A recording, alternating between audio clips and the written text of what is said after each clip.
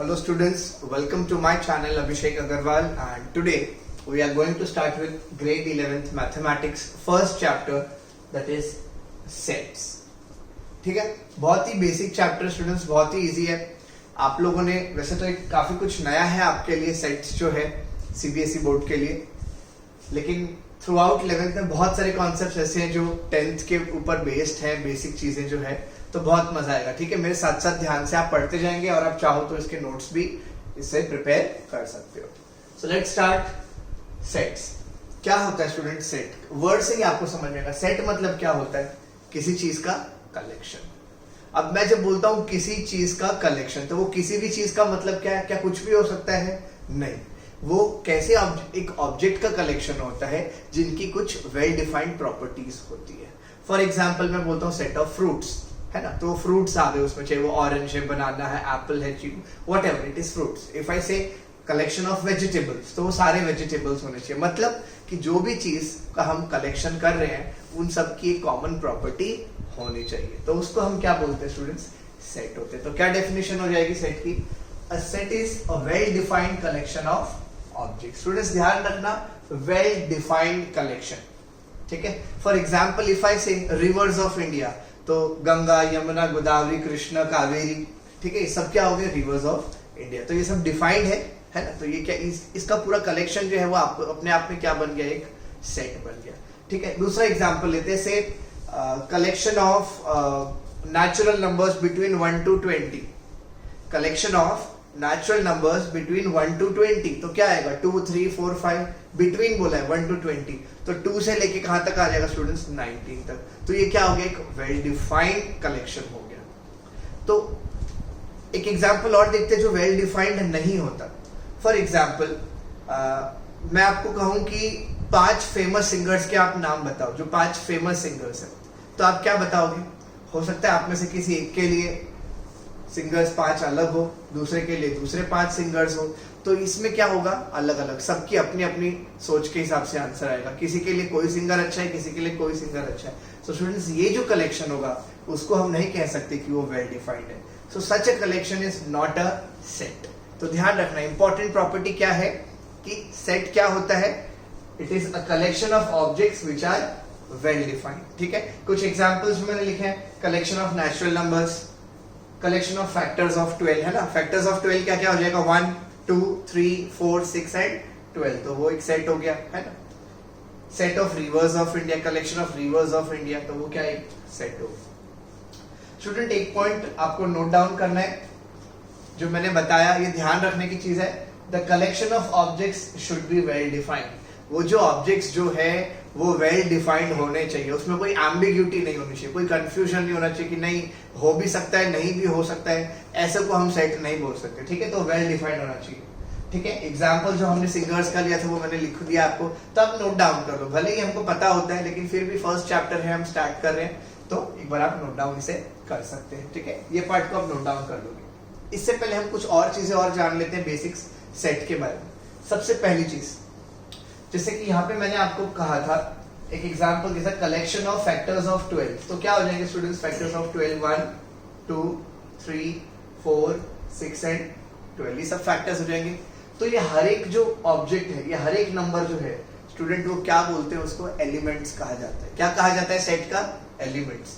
तो उसको हम एलिमेंट्स भी बोल सकते हैं स्टूडेंट्स, उसको हम ऑब्जेक्ट्स भी बोल सकते हैं, या उसको हम मेंबर्स भी बोल सकते हैं. ठीक है, तो एक सेट में जितनी भी वैल्यूज होती है, जो भी कलेक्शन होता है ऑब्जेक्ट्स का, तो वो हर एक जो नंबर होता है या हर एक जो वैल्यू होती है उसको हम क्या कहते हैं स्टूडेंट्स? ऑब्जेक्ट भी कह सकते हैं, एलिमेंट्स भी कहते हैं और मेंबर्स भी कहते हैं. तो पहला पॉइंट था. ठीक है, second, set is always denoted by capital letters. Student कोई भी सेट है उसको हम डिनोट किसे करते हैं? हमेशा कैपिटल लेटर्स से. चाहे आप ए लो, बी लो, आप कोई भी ले सकते हो, लेकिन it should always be capital. For example, फिर से इसी एग्जाम्पल को देखते हैं. सी कलेक्शन ऑफ फैक्टर्स ऑफ 12, तो फैक्टर्स ऑफ 12 का एक कलेक्शन क्या आ गया? 1, 2, 3, 4, 6, 12. तो क्या बन गया स्टूडेंट? ये एक सेट बन गया. और उसको हम किससे डिनोट करेंगे? या तो कैपिटल है, तो मैं लिख देता हूं A इज इक्वल टू 1, 2, 3, 4, 6, 12. ठीक है, तो ये जो सेट होता है ना, ये सेट क्या है? एक किससे डिफाइन किया जाता है? एक पर्टिकुलर कैपिटल लेटर से डिफाइन किया जाता है। स्टूडेंट इसके बारे में थोड़ा और डिटेल में पढ़ेंगे कि और पूरी तरीके से इसको कैसे डिनोट करते हैं। अभी खाली इतना ध्यान रखना है कि सेट को किससे रिप्रेजेंट किया जाता है, हमेशा कैपिटल लेटर से रिप्रेजेंट किया जाता है। ठीक है। Third point, elements of a set are denoted by small letters. Students जो उसके एलिमेंट्स होंगे, है ना, जैसे इसके थे 1 2 3 4 6 एंड 12, तो ये तो नंबर्स है। लेकिन अगर जो एलिमेंट्स होते हैं उनको हमें रिप्रेजेंट करना है किसी चीज से, तो हमेशा किससे रिप्रेजेंट किए जाएंगे स्टूडेंट? वो ABCD से रिप्रेजेंट किए जाएंगे। एक एग्जांपल लेते हैं, चलो। फॉर एग्जांपल है set of vowels in English. English में जो सेट ऑफ वॉवेल्स है, तो वॉवेल्स क्या है students? A E I O U। ठीक है, तो ये भी क्या बन गया? एक सेट बन गया। और ध्यान रखना स्टूडेंट्स, एलिमेंट्स को हमेशा किससे रिप्रेजेंट किया जाता है? स्मॉल लेटर से ही रिप्रेजेंट किया जाएगा, कैपिटल से कभी नहीं करते। कैपिटल किसको डिनोट करता है? सेट को। एंड स्मॉल किसको डिनोट करता है? एलिमेंट्स को। ठीक है। अब जब हम थोड़ा सा और जाएंगे सेट में, तो हमको समझ में आएगा कि कहाँ पे कैपिटल और इसका क्या डिफरेंस और क्या होता है, वो हम आगे और देखेंगे। ओके, तो स्टूडेंट्स मान लेते हैं एक हमने सेट ले लिया A, है ना, कैपिटल A एक सेट है जिसके अंदर एक एलिमेंट है B।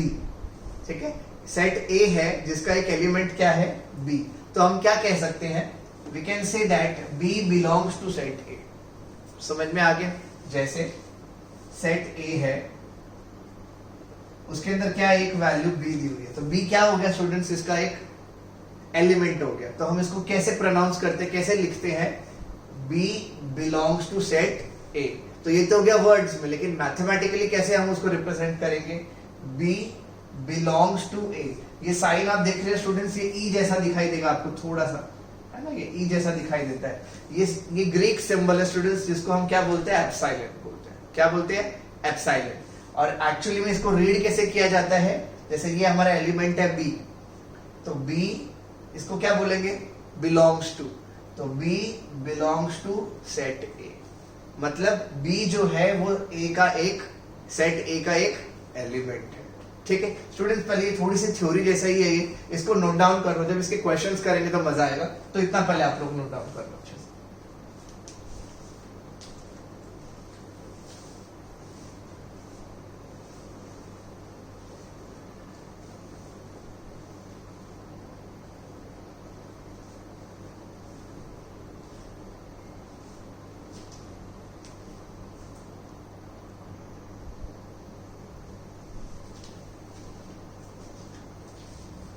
Okay, so our next topic is methods of representing a set. Set को रिप्रेजेंट कैसे किया जाता है? तो दो तरीके से किया जाता है। पहला जो है उसको कहते हैं रोस्टर या टेबुलर फॉर्म। ठीक है, रोस्टर और टेबुलर फॉर्म। और दूसरा क्या होता है स्टूडेंट्स? Set builder form.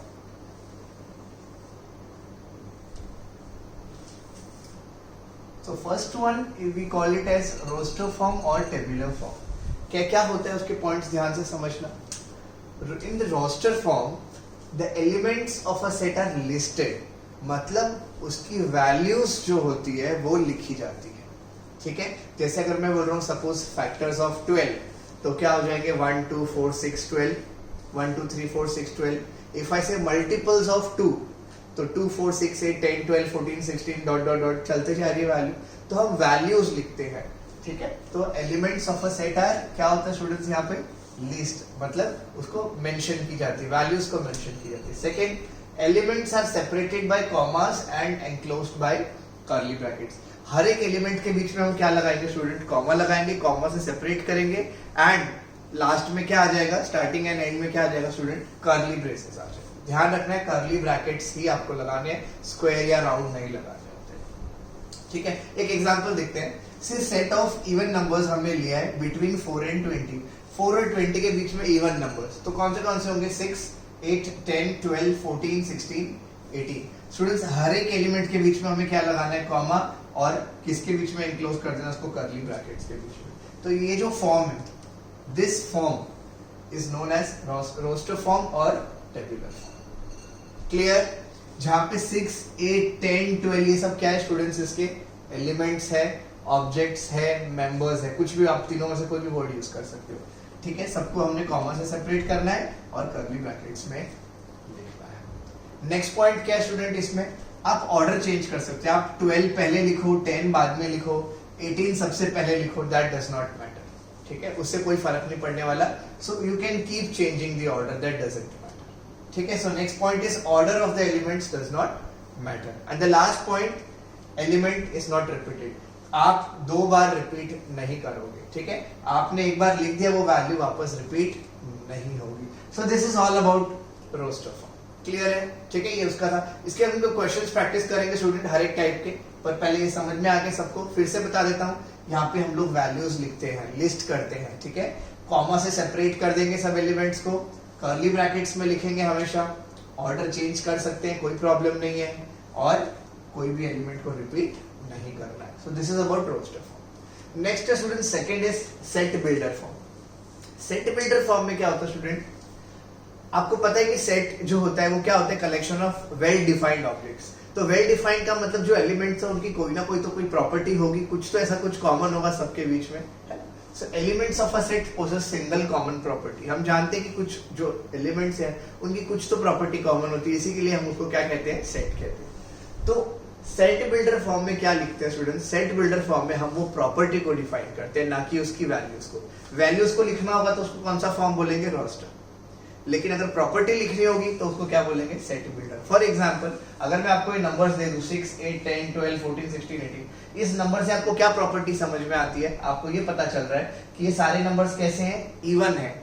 और इवन है लेकिन किसके बीच में है, 4 और 20 के बीच में है, राइट। तो क्या हो गया, ये इवन नंबर्स बिटवीन 4 एंड 20। तो स्टूडेंट ये जो प्रॉपर्टी है इवन नंबर्स बिटवीन 4 एंड 20, वो प्रॉपर्टी हम लिखते हैं सेट बिल्डर फॉर्म के अंदर। ठीक है, एग्जांपल से समझते हैं। जैसे मैंने एक एग्जांपल लिया ए ई आई ओ यू। ठीक है, 5 एलिमेंट्स है ए ई आई ओ यू। क्या प्रॉपर्टी आपको इससे पता चल रही है देखकर कि ये सारे क्या है, वॉवल्स है इंग्लिश के। ठीक है, अब मैं क्या कर रहा हूं, ये एक सेट है, ये एक सेट है, तो मैं उस सेट को एक नाम दे देता हूं। सेट में क्या ले लेता हूं, सेट एम। याद रखना सेट को हमेशा कैपिटल से डिनोट करते हैं। तो मैंने क्या ले लिया, एक सेट एम, तो मैंने लिख दिया एम। ठीक है, ये क्या है, ये जो है एक सेट है जिसकी क्या वैल्यू है, उसको क्या ले लिया हमने, एम। तो m is equal to, set को हमेशा किस में लिखना है स्टूडेंट्स, कर्ली ब्रैकेट में लिखना है। अब ये एलिमेंट्स की वैल्यू दी हुई है, तो हम क्या करेंगे, कोई भी एक कॉमन वेरिएबल ले लेंगे एलिमेंट के लिए। जैसे मैंने क्या ले लिया यहाँ पे, x ले लिया, y ले सकते हो, z ले सकते हो। ध्यान रखना है जो वेरिएबल यूज हो गया यहाँ पे वो मत लेना खाली। ठीक है, ए ई आई ओ यू हो गया तो वो अल्फाबेट्स आप नहीं यूज करेंगे, उसके अलावा आप कोई भी ले सकते हैं। तो मैंने एक एलिमेंट क्या ले लिया, x ले लिया। उसके बाद क्या लगाना होता है स्टूडेंट्स, आपको कॉलन लगाना होता है। ठीक है, कॉलन अभी बताऊंगा मैं डिटेल में एक एक चीज इसका मतलब क्या होता है। पहले हमने एलिमेंट ले लिया एक, क्या है वो एलिमेंट की हमने वेरिएबल ले लिया x। उसके बाद क्या लगाना है, कॉलन लगाना है। और फिर बाद में क्या लिखना होता है, इस सेट की प्रॉपर्टी। तो इसकी प्रॉपर्टी क्या है, हमने वेरिएबल क्या लिया, x, तो इसकी प्रॉपर्टी क्या है, x is a vowel in English alphabet. मतलब हमारा एलिमेंट हमने क्या ले लिया, x। एलिमेंट को हमने क्या डिफाइन किया, मैंने बताया था एलिमेंट को स्मॉल अल्फाबेट में लेते हैं, सेट को कैपिटल में लेते हैं। तो सेट को मैंने कैपिटल ले लिया m और एलिमेंट को मैंने ले लिया स्मॉल x। उसके बाद कॉलन लगाना है और उसके बाद जो एलिमेंट, जो यहाँ पे एलिमेंट है उसकी प्रॉपर्टी, तो एलिमेंट क्या लिया है हमने, x। तो x की प्रॉपर्टी क्या है, x is a vowel in English alphabet. And then हमने क्या कर दिया, ब्रैकेट्स क्लोज कर दिया। ठीक है, अगर इसको हम लोग अब लिखेंगे x, ये हो गया x denotes the element. Students बाद में हमने क्या लगाया, कॉलन। तो ये कॉलन जो होता है इसको रीड कैसे किया जाता है मैथ्स में, it is read as such that. ठीक है, अब देखो मैं कैसे बोल रहा हूँ, ये M is a collection of a set in which x, the element x is such that x is a vowel in English alphabet।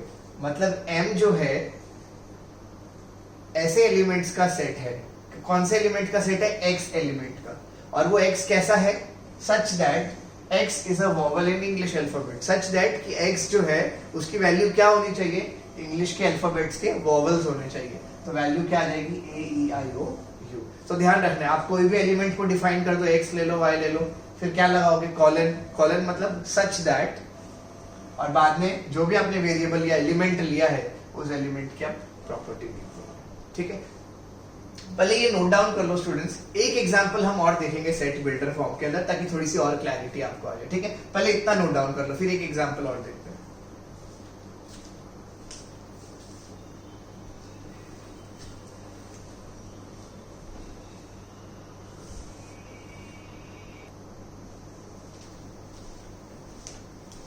Okay student, एक और एग्जांपल देखते हैं, है ना, सेट बिल्डर फॉर्म का। आपको वैल्यूज दिए -3, -2, -1, 0, 1, 2।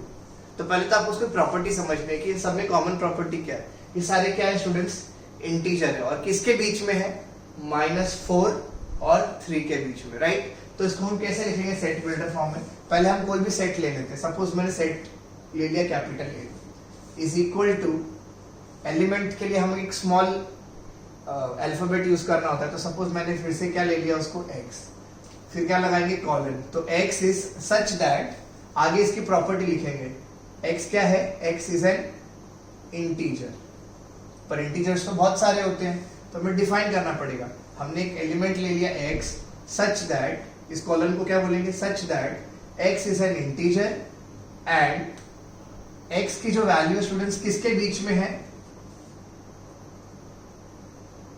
-4 एंड 3 के बीच में, है ना। x की जो वैल्यू है वो -4 और 3 के बीच में लाई कर रही है, ब्रैकेट्स क्लोज।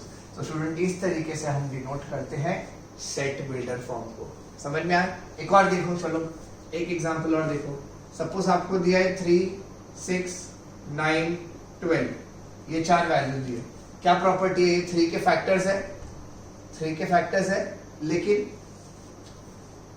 सपोज मैंने इसको एक सेट ले लिया students, b is equals to element क्या ले लिया, x, सच दैट, है ना, कॉलन लगा दिया, such that x is equal to, x is equals to क्या है स्टूडेंट, 3 का मल्टीपल है, तो मैं लिख सकता हूं 3n, 3 multiply by n, where n की वैल्यू कहां से कहां तक है, greater than equal to 1, less than और इक्वल टू 4। तो n की वैल्यू क्या है स्टूडेंट, 3 1 जा 3, 3 2 जा 6, 3 3 जा 9, 3 4 जा 12। तो हमें कितने मल्टीपल्स चाहिए, 1 से लेके 4 तक चाहिए, तो हमने n की वैल्यू क्या लिख दी, greater than equal to 1, equality का साइन भी आएगा क्योंकि 1 भी है, लेस देन 4 और इक्वल टू 4, तो वैल्यू क्या आ जाएगी, 3 6 9 एंड 12। तो इस तरीके स्टूडेंट हम लोग पहले एलिमेंट ले लेते हैं, कॉलन लगा के बाद में हम उसकी प्रॉपर्टी को डिफाइन करते हैं। This is known as set builder form. तो ये नोट डाउन कर लो दोनों एग्जांपल, और इसके बाद से हम स्टार्ट करेंगे हमारी फर्स्ट एक्सरसाइज। ठीक है, नोट इट डाउन फर्स्ट।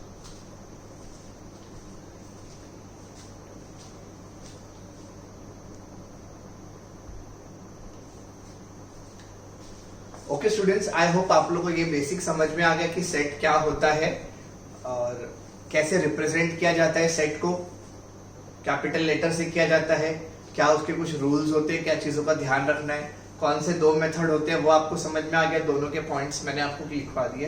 तो आपसे रिक्वेस्ट है कि आप इसको नोटबुक में भी लिखो पॉइंट्स, ताकि आप बहुत अच्छे से आपके नोट्स भी तैयार हो जाए। स्टूडेंट, अभी मैं एक नेक्स्ट वीडियो बनाऊंगा इसके बाद, जिसके अंदर हम एक्सरसाइज 1.1 को बहुत अच्छे से समझेंगे। ठीक है, so be ready for the next video. अगर आपने सब्सक्राइब नहीं किया मेरा चैनल तो आप सब्सक्राइब कर सकते हो, ताकि जैसे ही कोई मैं वीडियो डालूं यू गेट योर नोटिफिकेशन। तो till then stay safe, good bye, thank you.